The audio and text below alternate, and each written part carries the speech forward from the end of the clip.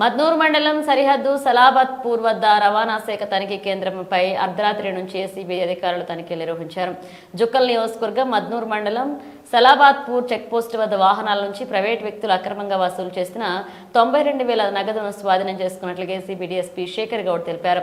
తనిఖీ కేంద్రంలో విధుల్లో ఉన్న అధికారులు నిద్రిస్తుంటే ప్రైవేట్ వ్యక్తుల చెక్పోస్ట్ నుంచి వారి చేతిలోకి తీసుకుని లారీల వద్ద నుంచి అక్రమంగా డబ్బులు వసూలు చేస్తున్నట్లుగా గమనించామన్నారు. పలువురు ప్రైవేట్ వ్యక్తులు పారిపోగా ఇద్దరిని అదుపులోకి తీసుకుని విచారించామన్నారు. తనిఖీలు కొనసాగిస్తామని, పూర్తి వివరాలు ఉన్నతాధికారులకు నివేదిస్తామని అధికారులు చెప్పారు. ఏసీబీ అధికారులు వచ్చిన సమాచారం తెలుసుకున్న ప్రైవేట్ వ్యక్తులు దూర ప్రాంతాలకు పరుగులు తీశారు. 10 ఏళ్ల క్రితం ఇదే తనిఖీ కేంద్రంపై దాడులు నిర్వహించారు. 10 ఏళ్ల తర్వాత మళ్లీ దాడులు నిర్వహించడంతో అధికారులు, ప్రైవేట్ వ్యక్తులు భయాందోళనకు గురయ్యారు.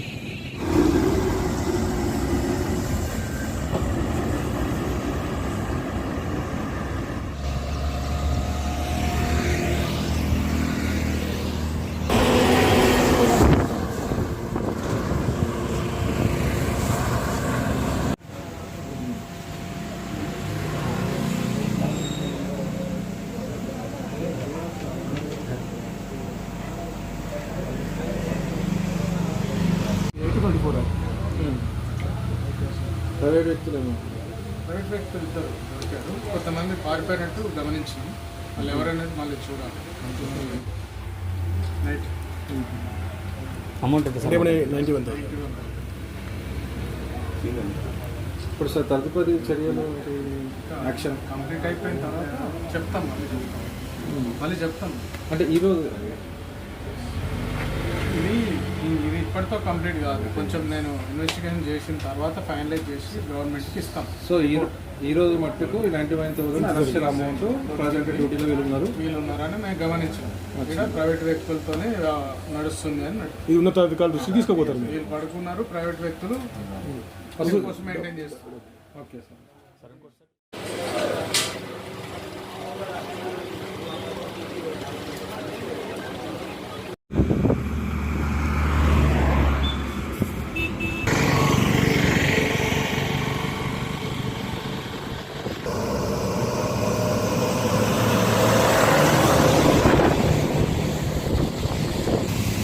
డబ్బులు లేదా డబ్బులు ఆ డబ్బులు కాడ అన్ని మైక్ తీసుకొని అన్నీ నిలబడి జస్ట్ మాట్లాడుతుంటా. పేరేం పేరు? డిఎస్పీ పేరు.